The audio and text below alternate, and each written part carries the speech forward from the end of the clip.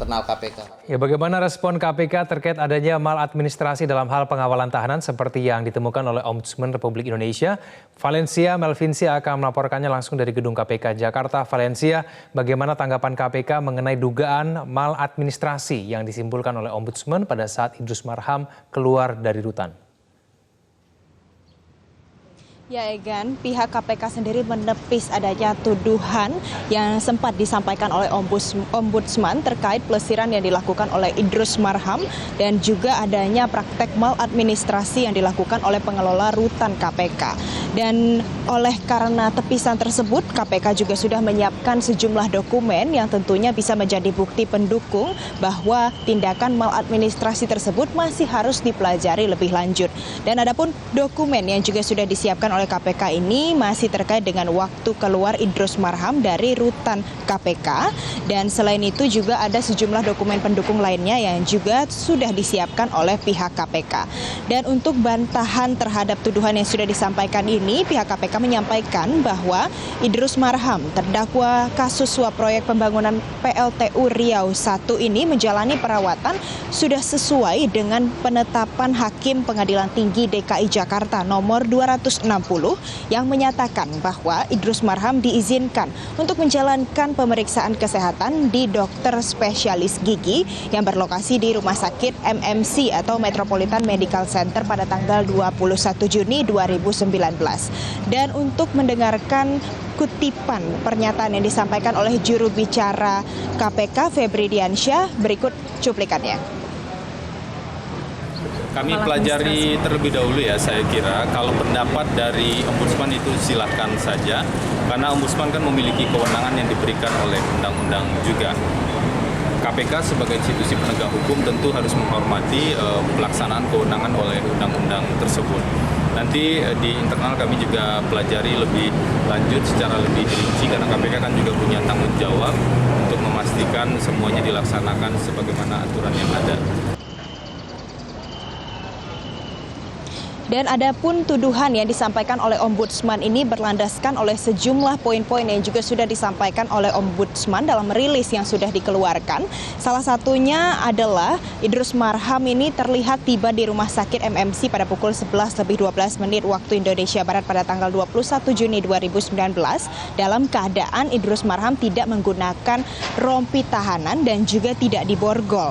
Selain itu, Idrus Marham hanya dikawal oleh satu orang staf pengawal KPK dan tidak diperiksa pula usai melakukan sholat Jumat.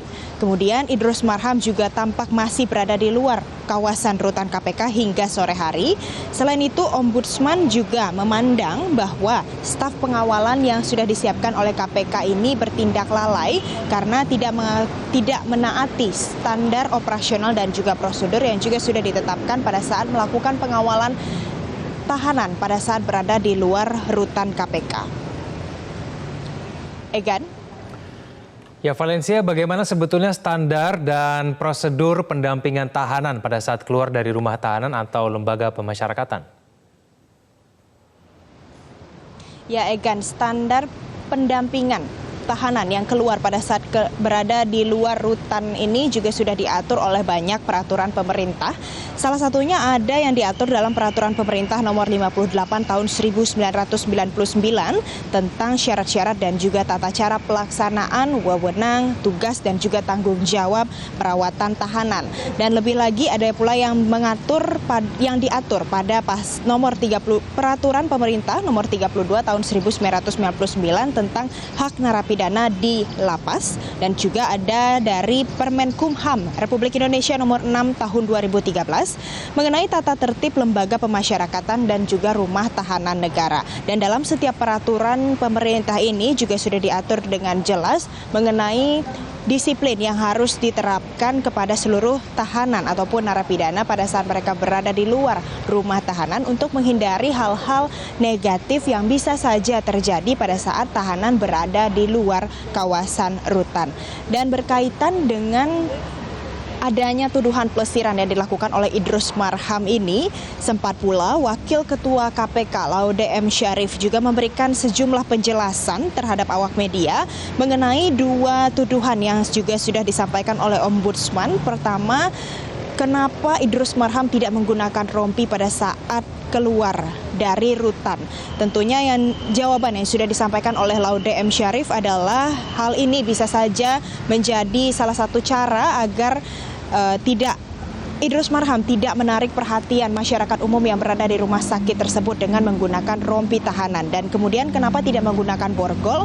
Dianalisa bahwa pada saat Idrus Marham sedang menjalani pemeriksaan kesehatan di rumah sakit tersebut, sebaiknya beliau tidak menggunakan borgol untuk kelancaran pemeriksaan kesehatan yang sedang dilakukan. Egan. Baik, terima kasih atas informasinya Valencia Melvinsi langsung dari Gedung KPK Jakarta.